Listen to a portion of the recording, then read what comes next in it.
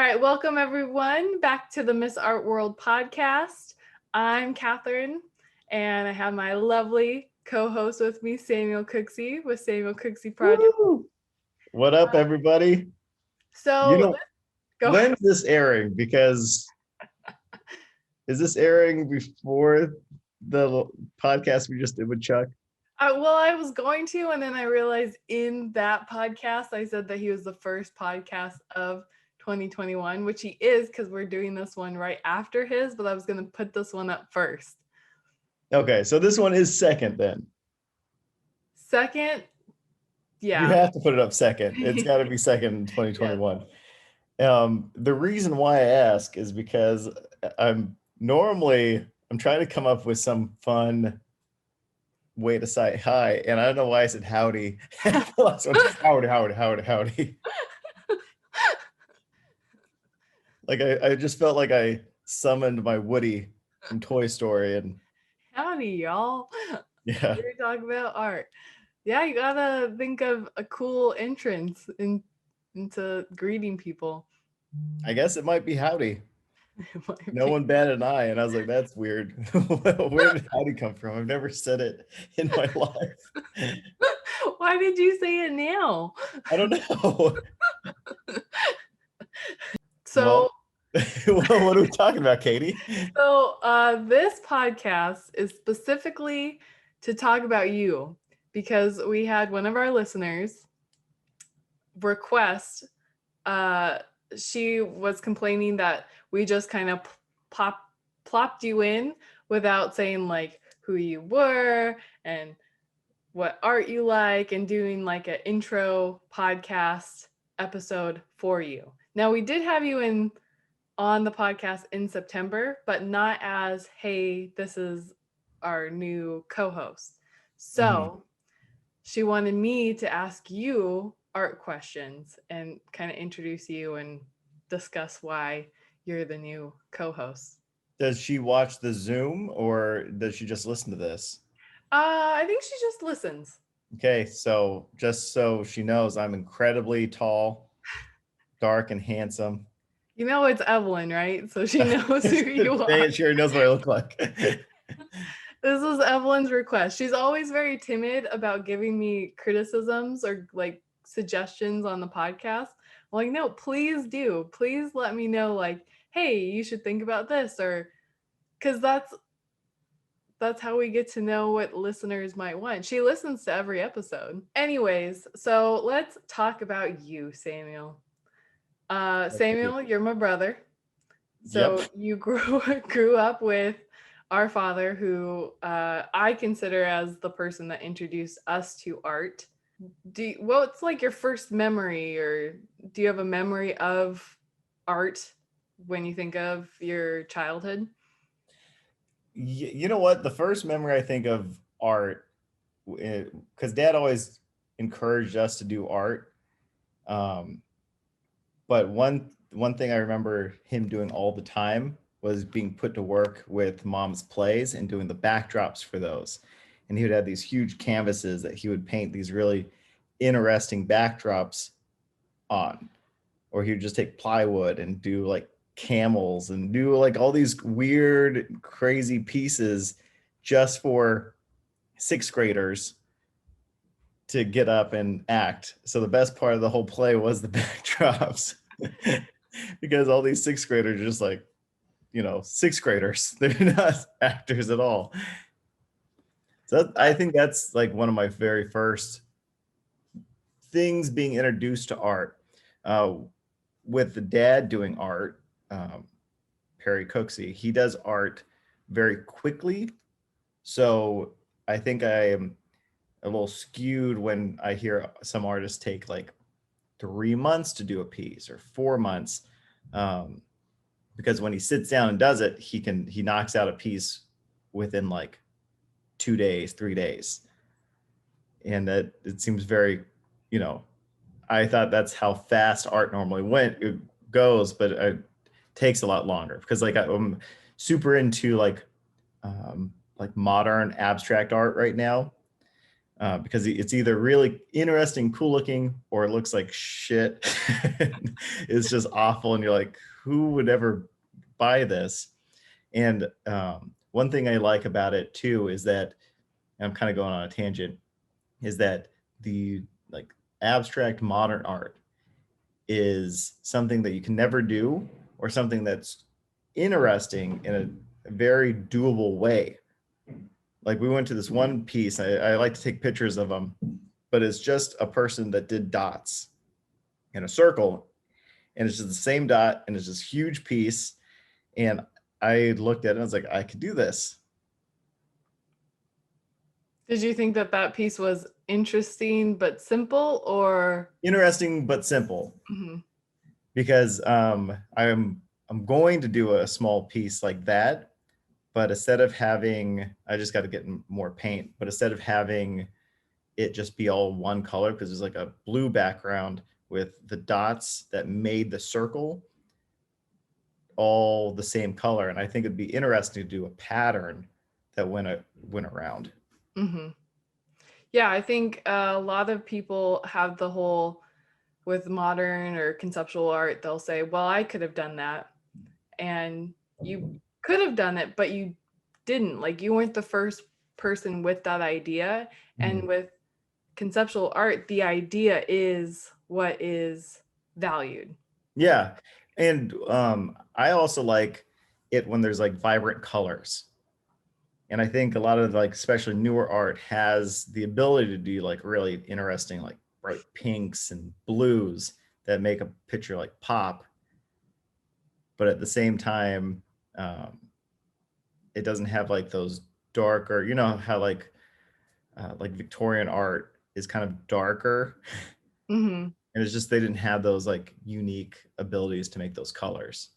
To really make the pigments a lot brighter. Mm-hmm. One thing that I think of, that I have a skewed view because of Dad in our childhood, is I think I just got used to having art around us and incorporated into things all the time. So I'm thinking of like our science fair boards Mm-hmm. and how Dad would help us, and they would always be this elaborate science fair board.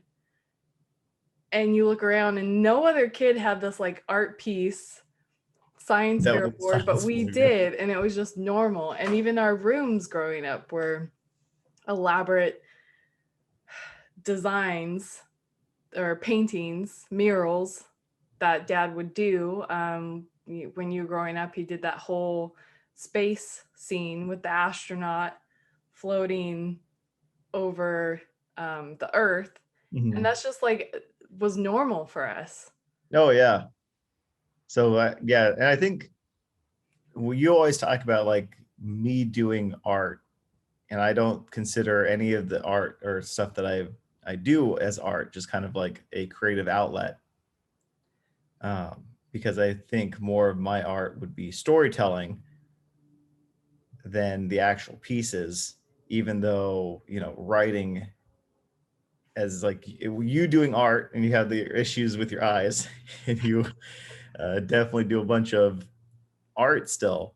I had that issue with dyslexia, but I'm still attracted to doing that. Is that a weird concept that you and I both have these weird things that keep us from doing what we like, but we still try to do it? Because Yeah, it was it's easier for me weird. just to be an artist. Yeah. Well, I wonder what it is about our personalities that's like, yeah, this is going to be the hardest thing I could possibly do. I'm going to pick that. I'm going to do I'm that. going to do it. Why do you think that the pieces that you've made aren't art and just creative outlets? The art pieces. Because I think a lot of people are like you, where they make things, but they don't consider themselves an artist or that that's an art piece. Whereas the piece that you did that I'm thinking about, with this is not art written into it, to me is a very interesting art piece. I would consider that art. You know why I think? Because I don't consider myself an artist. Okay. And I think that's the big dividing factor, is if I considered myself an artist and wanted to, like, took pride in that, I think then I would consider like that piece art, my little doodles that I do art, like other pieces that I did as a younger child art. Mm-hmm.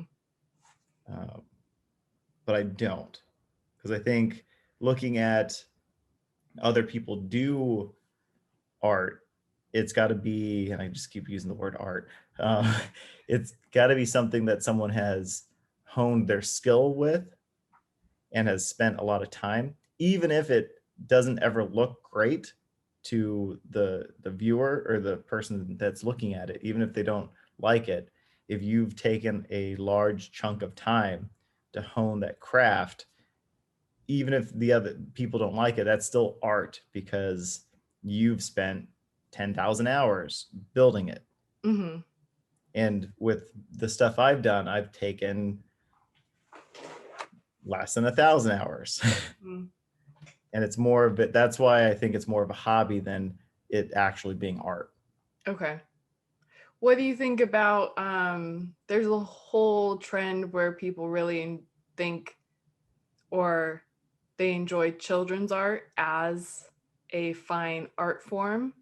Do you think because children haven't put in those hours and they haven't made themselves the expert, that they're not actual artists or art pieces, but more just expressions of Being a child, creativity? exactly. I definitely think it's just expressions of being a child. Art's a way. Art's always an outlet to Mm-hmm. express oneself, and it's a good way to express yourself. Um, but it's not art.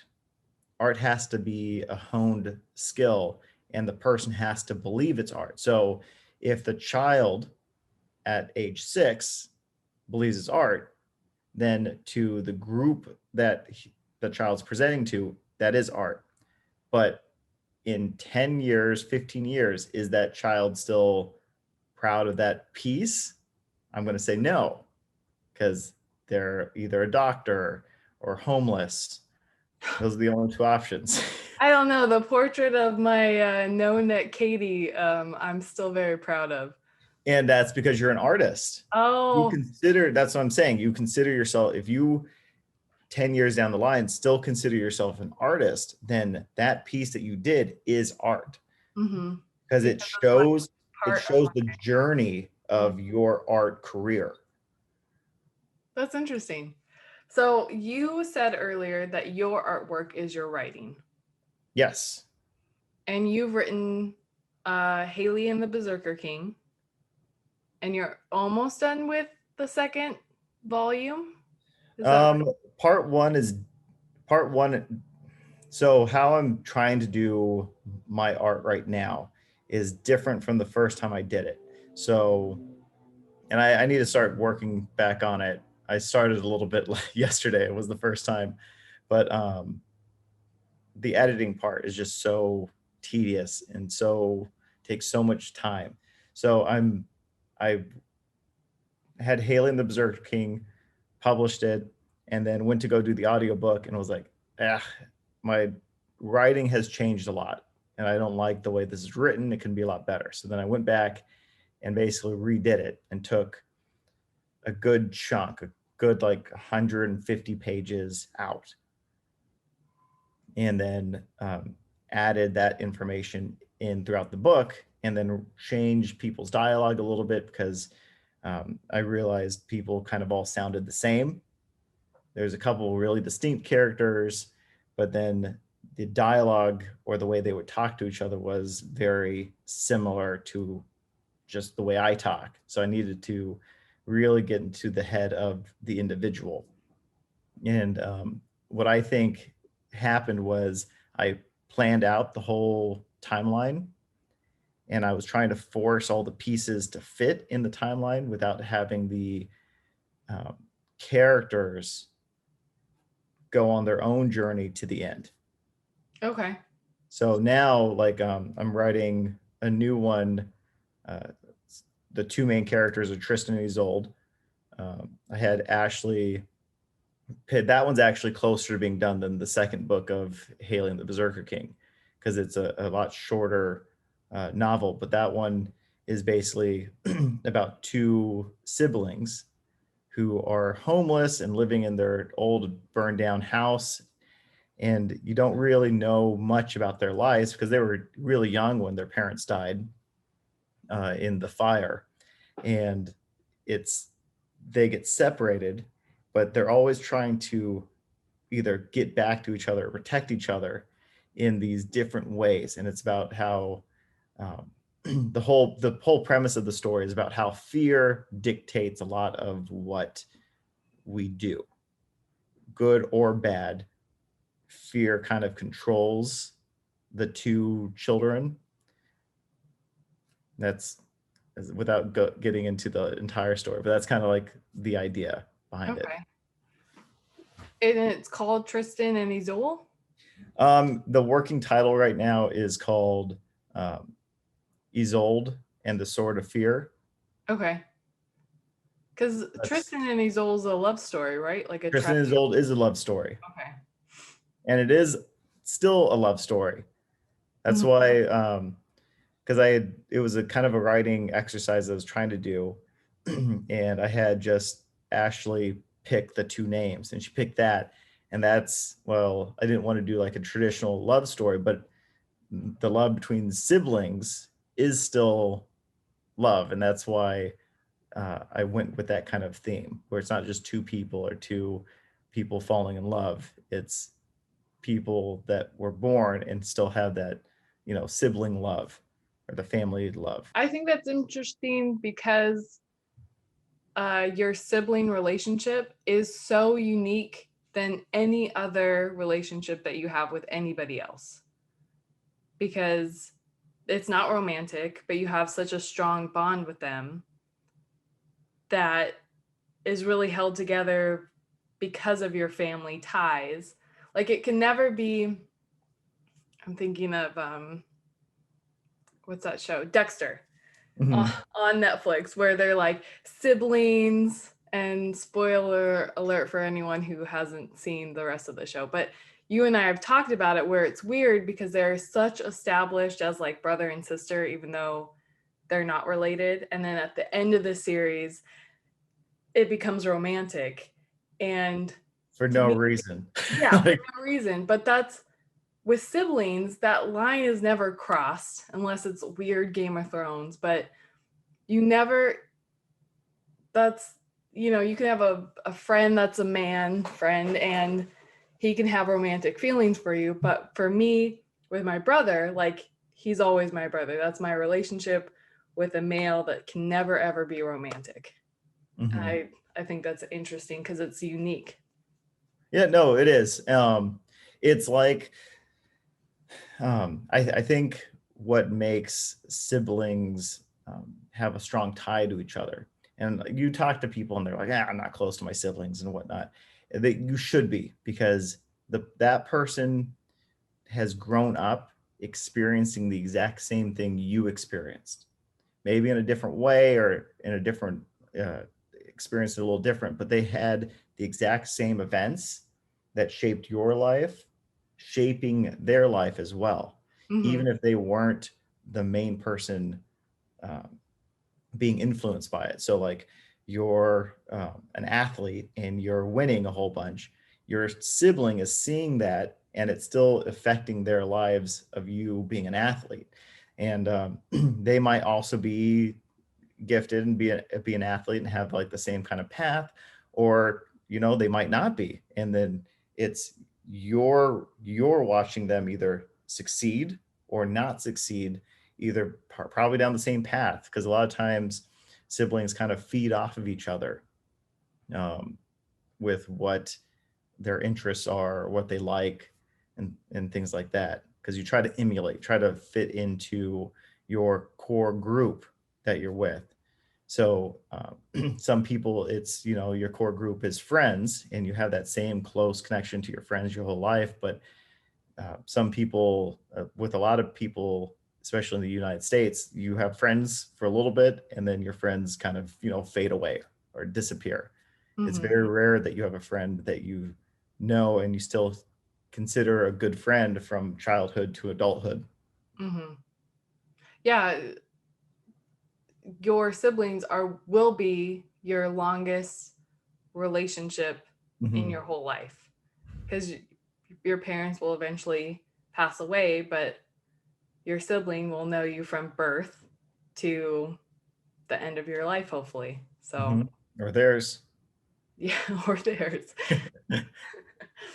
Okay, so what if someone wants to go read your book? Where would they go?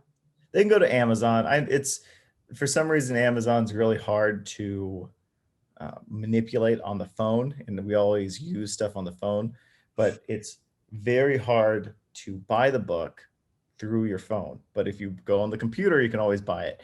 And I think what was happening was when I first made it as a paperback, it was ginormous because I didn't realize.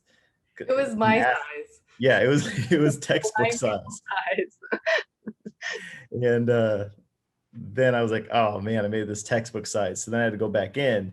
But once you make the book, it stuck to that size. So then you have to take it down and re-put it up. But I didn't want to take down the ebook and re-put it up on the other side. So then I left the ebook up. It's just a mess. I should really just take everything down. And when the new remastered version comes out, just republish everything. Take everything down, just go, okay, here's the ebook and the master book. They're together. Because I feel like with your story and background and how you're talking about getting into the different characters, and you've taken the classes on, it's not acting classes, but The they're, improv classes. yeah, do you see a connection between the improv and storytelling or your books? Yes, I think that's one of the reasons I was kind of drawn to doing improv. And I kind of wish, if the pandemic wasn't happening, I would have signed up for more improv classes because it is winter. Um, that's when I normally do like those kind of fun classes. But, starting off with our family and being mimes and doing performances, but we never talked. So I think because we never talked, we are drawn to doing performances and skits and things like that. But at the same time, you have this weird being nervous to actually speak in front of someone as acting. And the improv just kind of helped me do that. I also joined improv because I wanted to become better with going into business meetings Mm. and being able to, because for what I was finding out, if it deviated from the path that I was planning for, it was hard for me to kind of like bring it back or change gears. And it was nice because improv's all about yes and. So if someone brings up a new topic, you don't go, okay, hold on, nope, let's do this and then we'll get back. It's okay, yes, heard you, and let's elaborate on your question, or let's answer your question. Or if we can't answer your question, let's figure out how to answer your question. Because I feel like from your improv classes, you've developed different characters. And I feel like that would help when you're getting into the mindset of your characters in your book and figuring out how they would do their dialogue. Yes, I agree. I think that's why reading it again, I went, oh, okay. Some of these characters aren't, they're just kind of mirror images. They might look different, but the character's dialogue hasn't changed. Mm-hmm. And I like characters, like the characters that really stand out in any of my like short stories and writings is characters that are uniquely different or over the top. When they're over the top, it seems easier because in improv things are over the top anyways. In our mimings, things are over the top, so you can get into that kind of over the top mindset. But when a character is more subtle, it's it has been harder for me to write more subtle characters with subtle character differences. Mm-hmm. Do you have authors that are part of your inspiration and that you've taken things from, and like who are you? Yep. So one person that I really love his style of writing and his his craft is Brandon Sanderson. So Brandon Sanderson, the way he writes is it's very modern.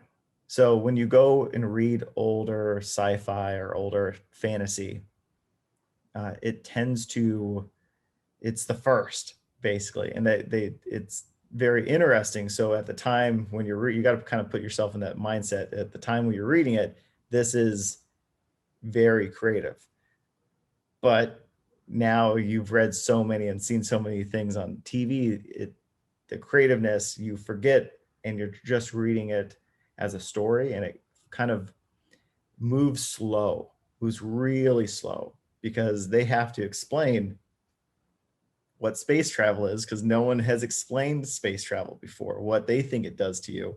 And the pace of it is so slow that if you're listening to it half the time, you kind of zone out, and then you come back and you're like, did I miss anything? Nope. Okay, cool. We're still trudging along this path. Mm-hmm. Do you have a favorite book? From his, I do.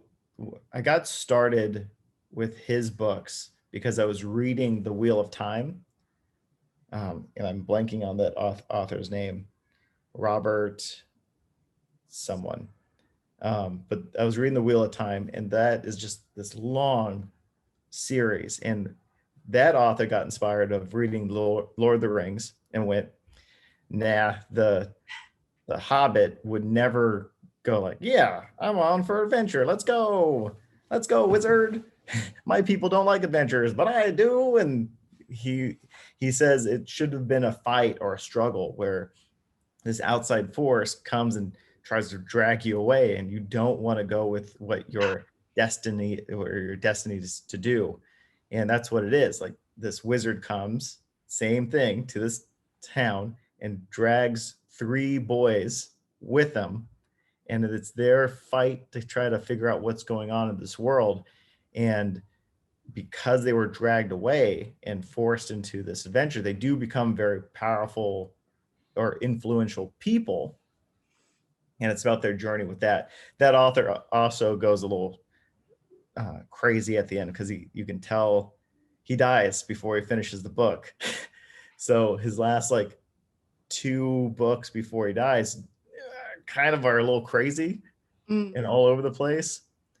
And then how I got introduced to Brandon Sanderson was he wrote this really nice piece about Robert, and then Robert's wife read it and was like, and read some of Brandon Sanderson's work, which was Be Mistborn at the time, and then was like, oh, his writing style is a lot like Robert's.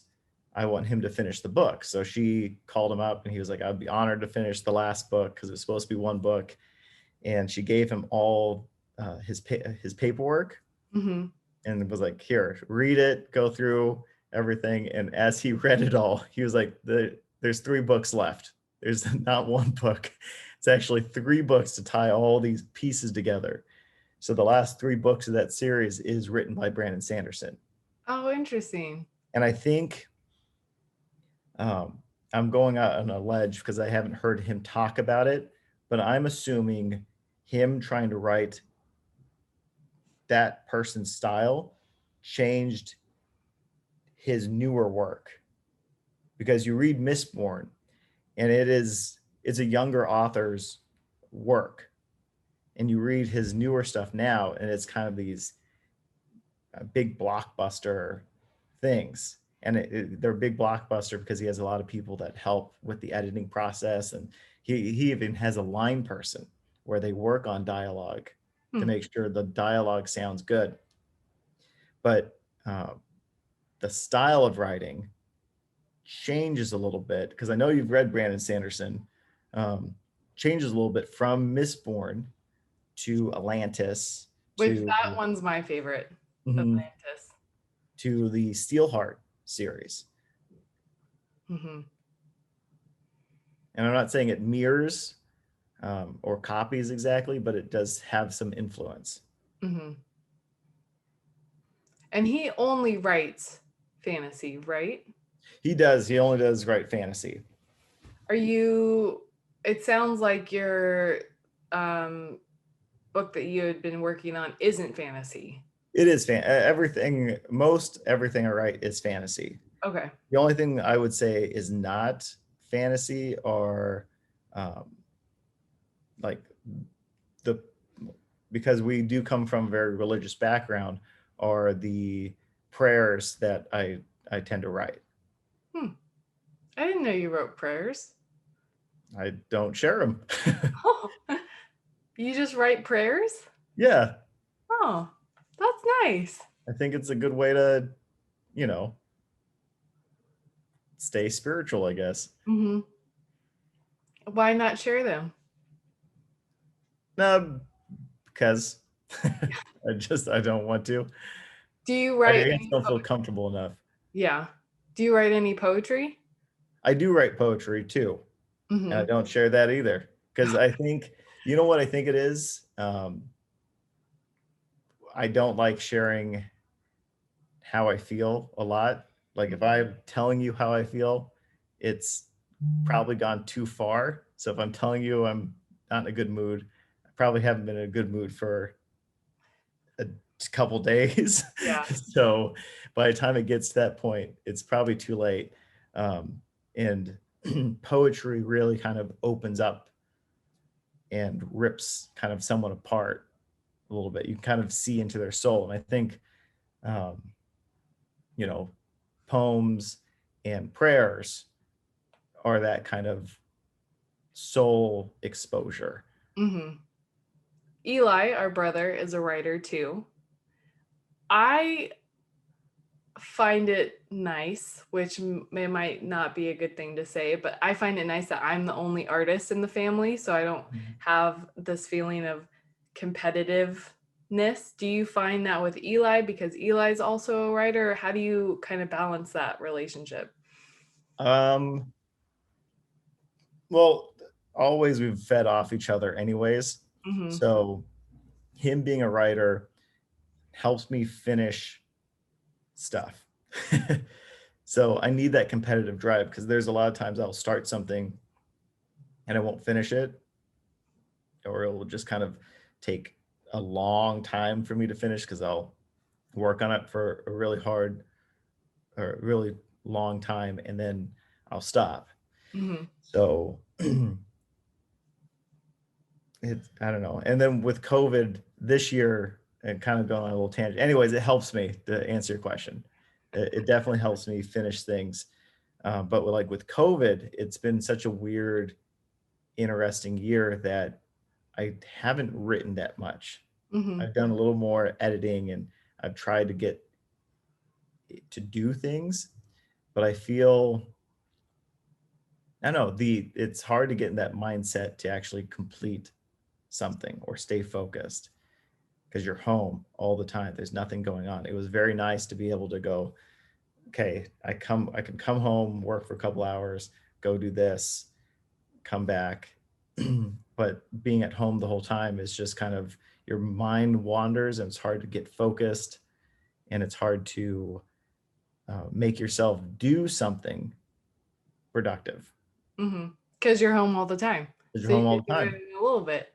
Exactly. And then it kind of gets pushed back and everyone's kind of all doing the same thing. And, you tend to drink a little more and not exercise as much. Like everything that's productive that you've been building up for is kind of falling apart because you don't have other people to keep you in line Mm-hmm. and you don't have people to, you know, I guess just keep you in line. I really think at least I do. I feed off of other people. I love to be around people and talk and do things like that. And then when I have exerted all of that, I can come home and write. And I Mm-hmm. think a lot of times too is writing comes from, and same with art, you feel inspired by something, and that's from living, and being at home is not really living. Being stuck is not really living. I feel like that's one thing we're all kind of going through with COVID right now, is everyone feels stuck. They can't change anything. Things feel like they're falling apart, which is they're not, because you're still at home. You're still eating. Things aren't bad. You have internet. You have all the stuff that Water and the world, the most of the world doesn't have, but you feel lost almost. And I think that's why people are getting up in arms or fighting or rioting and things like that. yeah, they're looking for something to control. Mm-hmm. No, I felt the same way creativity wise.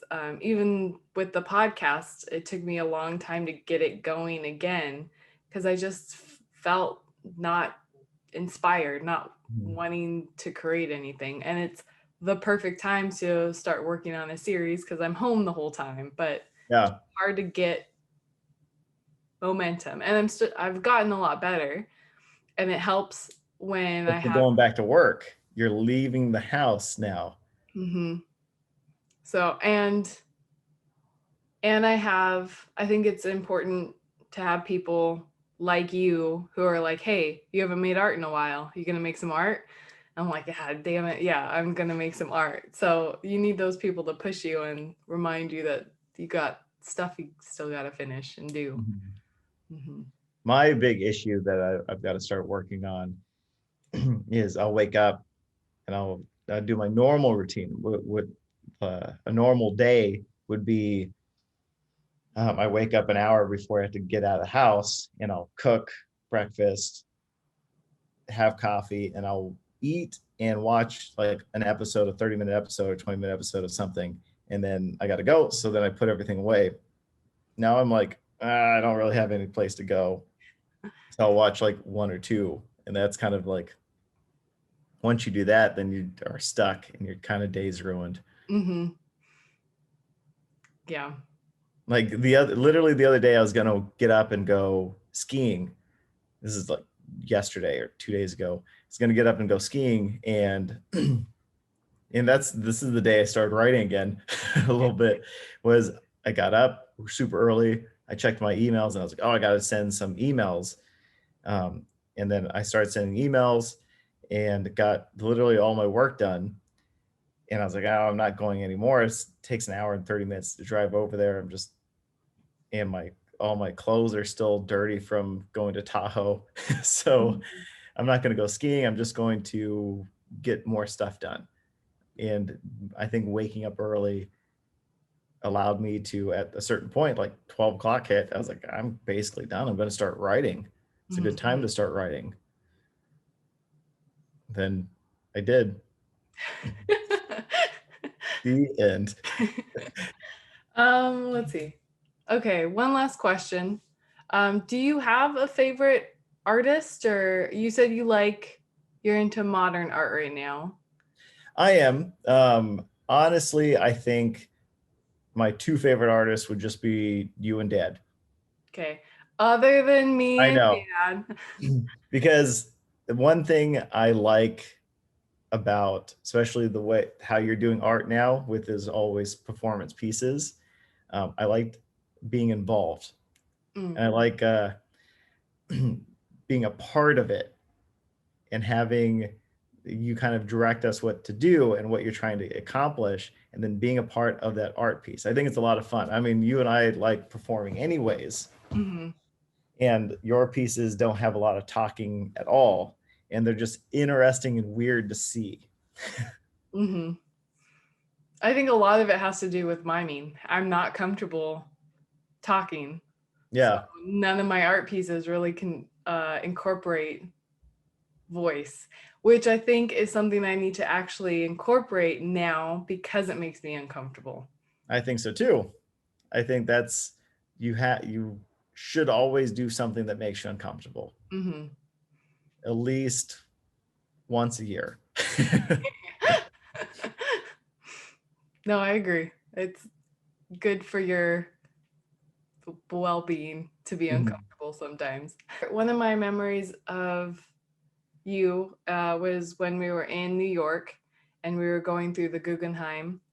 And I don't even remember who was showing, but it was all these kind of wood pieces with nails in those pieces. And I just remember you talking about how you enjoyed the show because you could really tell the kind of aggression of the artist nailing these nails into wood and how it related to the concept. And I think that was a trigger for me to be like, oh, Samuel really enjoys talking about art and can get into kind of the concept behind an art piece that I don't think most people have. Well, to be honest, I really enjoy the symbolism of why people put things into their art. Mm-hmm. And I feel, especially when you're talking to a couple artists, some artists really don't like to talk about it, but they should, because the general public doesn't know where the symbols come from or why you're putting that piece in at all. Like we've interviewed a couple and they eventually do start talking about it, but without it, with an artist going like, oh, what does it mean to you? It's interesting for the artist to hear that, but I don't think it helps the viewer, because the viewer is appreciating the art piece, but they don't know why they're appreciating it. And the understanding of something, especially through like symbols or the why things were in there, then it really kind of opens up that art piece for you to appreciate it even more. Because it creates that story. Because we've been to enough, oh man, you and I have been to enough galleries and show openings and things like that to where you hear me ask people all the time, like, what does this piece mean? And they always say, well, what does it mean to you? Or they ignore you. They don't talk to you at all when you ask something like that. And I think you're missing out on the point, because you're trying to become this well-known artist and you're letting people not know what your art is about, because you're supposed to pull something from it yourself. And they are pulling something from it. If they're curious, that's them pulling something from it. And I think a lot of artists are uncomfortable talking about their own artwork. So it's a cop-out to say, well, what do you think it means? I think an artist has to be able to talk about their work. You have to know why you're making art. And if you can't talk about it, you're not going to, the story that you're sharing with people isn't going to be there. I hate writing about my artwork. I'd much rather have a conversation about it with someone. But I think an artist, it's really important to be able to talk and write about their work with people, because as an artist, then you learn why you're doing stuff too. And I think half of the time artists don't know why they're doing it. It's so subconscious when they're creating, but they would gain so much knowledge if they themselves understood why they're making their artwork. And I think a lot of artists don't. Yeah, no, I completely agree with you. Because just talking to them on the podcast and they go, oh, I didn't think of, we've had two people tell us, I didn't really think of that, but yeah, that's probably why I do this, for this reason. Well, I think this might be your longest podcast, so probably. All right. Well, if you guys want to check Samuel out, he's on Instagram under Samuel Cooksey or Samuel Cooksey Samuel Project. P. Cooksey. Samuel P. Cooksey? Yeah, it's Samuel P. Cooksey. Samuel P. Cooksey. And Amazon, do you have a website? I do, samuelcooksey.com. Okay. If they want to go, it gets updated every 3 months. So it's not updated super fast, but it is always updated about every 3 months. Okay. And I circulate, because I know no one ever goes to it, but I do put short stories that I write up on there for a little bit, and then I take them down. And I put another short story. Well, very cool. It's free, that anyone could read or edit. And if you ever do read any of my work, because I'm very dyslexic, I put a lot of the raw stuff up there. So if you ever do see something that's misspelled or doesn't make sense, let me know, because that's part of the editing process anyways. I'm not trying to get you to edit it, but I don't have someone to sit over my shoulder and read and edit everything. It's just kind of, You it's, don't have a line person yet? I don't have a line person, not rich enough. One day. But yeah, there's different parts of my writing up on that. And it's only like 3 pages big. 3 pages big. 3 pages big, yes. Well, thank you, Samuel, for doing this episode, specifically for Evelyn, who requested it. Catch us doing more episodes with more artists this year. Every other week is when they'll be dropped. So make sure you're checking out the Miss Art World Instagram page, Miss Art World Podcast Instagram page, and our website for any updates. And thank you. Of course. Howdy. You need a goodbye. Cowboy say goodbye. Howdy, howdy, howdy. Okay. All right. Bye. Bye.